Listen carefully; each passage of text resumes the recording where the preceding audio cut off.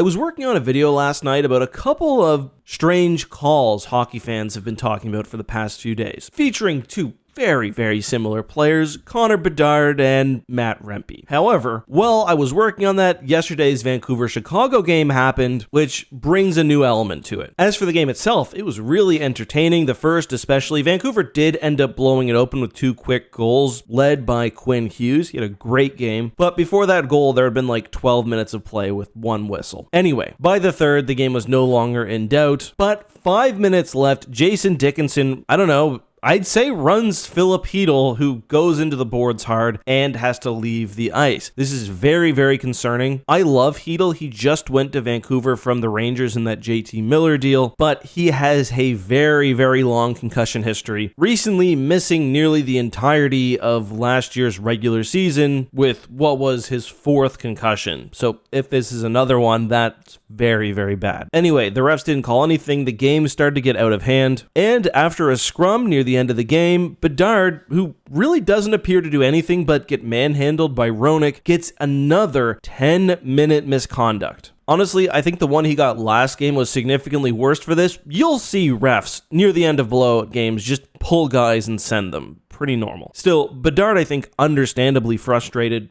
gives his bucket a chuck in the tunnel, but let's also go back to the prior game. It's Chicago, San Jose. Bedard is very clearly tripped as a stick hits his skate. He goes down, appears to say something to the referee, then skates off. The ref comes to the bench. He gets a 10-minute misconduct. This is the one that's truly baffling. We can't be certain what Bedard said, but it was the on-ice statement he was penalized for because the ref came to the bench right away. It was definitely something along the lines of, "That's not a trip. Did you miss that?" I mean, he wasn't jawing off long enough to say something truly bad. Afterwards, both he and the coach of the Blackhawks were like, "Yeah, wasn't that bad." I understand refs don't like their calls being questioned, but he also could have hurt himself here. And when you miss one, you need to have a little grace. And I don't want to say this is a reputation call like the Rempe one we're going to talk about in a moment, but it is a bit of one. Like, let's be honest, if Cale Makar or Sidney Crosby goes down and looks at the ref and says, "Shit, missed call," I don't think they're getting the 10-minute misconduct. I don't know. I've seen a lot of people rag on Bedard, often for his demeanor, often for his points totals. If that's you, you've probably not watched enough of his games. This Chicago team is terrible. Bedard is 19 years old. He's, let's be honest, probably undersized,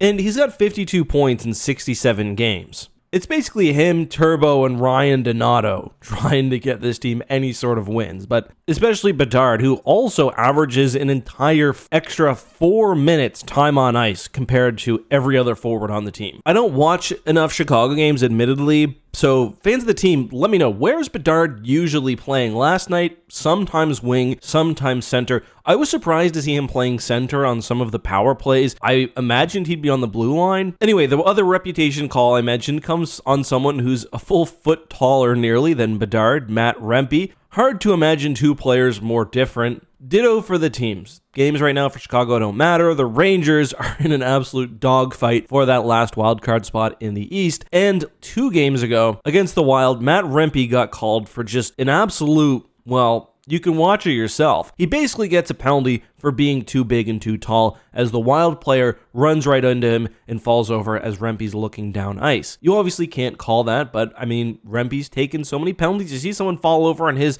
vicinity, you kind of assume, well, he deserves a call. I actually do think he's been reworking his game in a good way. He's contributing on the 4th line for the Rangers. The worst part about that penalty is they did score. It made it 1-1. The Rangers would win that one. And also last game against Columbus, so now sit in a wild card spot. But calls like that at this point in the year could determine whether they make the playoffs or not. Rempe obviously needs to earn back trust. I thought he had a bit of a questionable call earlier. I think it was last month as well. They called this one boarding. Anyway, let me know what you think about the state of the refereeing in the NHL, Bedard's current predicaments, and more down below.